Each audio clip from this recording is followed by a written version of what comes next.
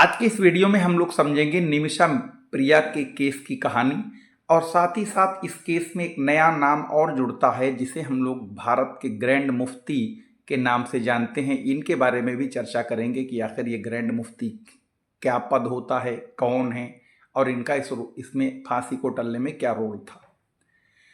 तो जैसा आपको पता है कि निमिषा प्रिया जो है भारत के केरल की रहने वाली एक नर्स है जो यमन में अपने करियर को लेकर गई थी, वहाँ पर करियर बनाने के लिए। और तमाम सारा घटनाक्रम आपने सुना होगा, वो सब उस पर बताने की कोई ज़रूरत नहीं। बात यह है कि यहाँ पर यह है कि ये जो निमिषा प्रिया जो कि यमन में गई थी, वहाँ पर इनके ऊपर एक मर्डर का आरोप है। और मर्डर वो हैं जो इनके पार्टनर थे, वहाँ के बिजनेस पार्टनर कह सकते हैं। उनका नाम था तलाल अब्दू मेहंदी, जिनके ऊपर ये मर्डर का केस है, मतलब इनके ऊपर, निमिषा प्रिया के ऊपर।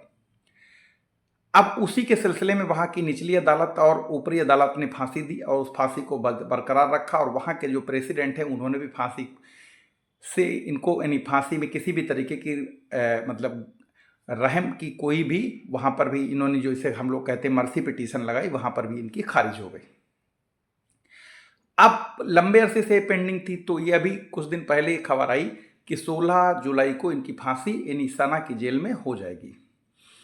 अब इस फांसी को रुकवाने के लिए बहुत दिन से प्रयास था। भारत सरकार भी अपने स्तर से कर रही, बहुत सारे जो समाज सेवी संगठन हैं वो भी, प्लस इनकी फैमिली। लेकिन कुल मिला के तमाम सारे प्रयासों के बावजूद मामला कुछ रिजल्ट पॉजिटिव नहीं दिख रहा था। असल में वहाँ पर समस्या ये थी कि जहाँ पर इस सना जेल में हैं वो एरिया पूरा हूतीज के कब्जे में है। भारत सरकार से उनका डायरेक्ट कोई लिंक नहीं है। जो यमन की सरकार है वो हूती उसके कंट्रोल से बाहर हैं। जब वो अमेरिका को आंख दिखाते हैं तो यमन सरकार की क्या हैसियत है। अब मामला ये था कि तमाम सारी कोशिशें की गई, लेकिन लगला तो सब लोगों को एक तरीके से निराशा ही हाथ लगी। अब 15 तारीख को अचानक खबर आती कि निमिषा प्रिया की फांसी को फिलहाल कुछ टाइम के लिए टाल दिया गया है। तो एक अच्छी खबर थी तब तक कि अब और जो बातचीत चल रही थी उसमें और टाइम मिल जाएगा। तो उसके पीछे फिर एक नाम आया ग्रैंड मुफ्ती का।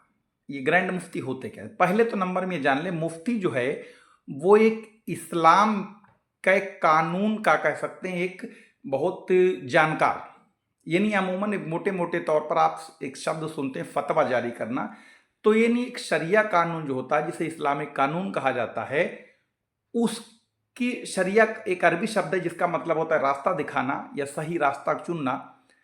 तो अब ये जो मुफ्ती हैं, ये कोई भी आप देखेंगे कहीं पर भी जाइएगा, हाँ वहाँ पर हर जगह ये मुफ्ती, जैसे आलिम है, मुफ्ती हैं, हाफिज हैं, बहुत सारे कारी हैं, ये बहुत सारे टाइटल मिलेंगे आपको सुनने में।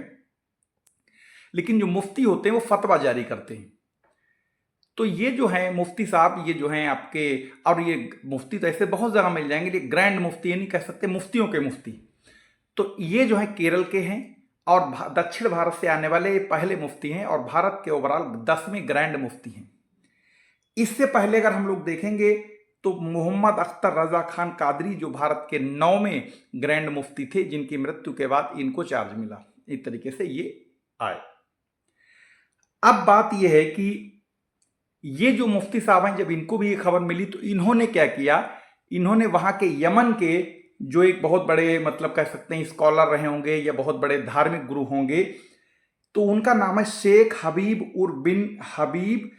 उमर बिन हफीज, से संपर्क किया। यानी ये बहुत वहां के यमन के बहुत बड़े धर्म गुरु होंगे और उनको ये बात बताई कि निमिषा प्रिया के मामले में वहां के निमिषा प्रिया और निमिषा प्रिया फैमिली की और जो जिस बंदे का मर्डर हुआ है उस फैमिली के बीच में कुछ बातचीत चल रही है और जब तक बातचीत फाइनल ना हो तब तक इस फांसी को ना दिया जाए।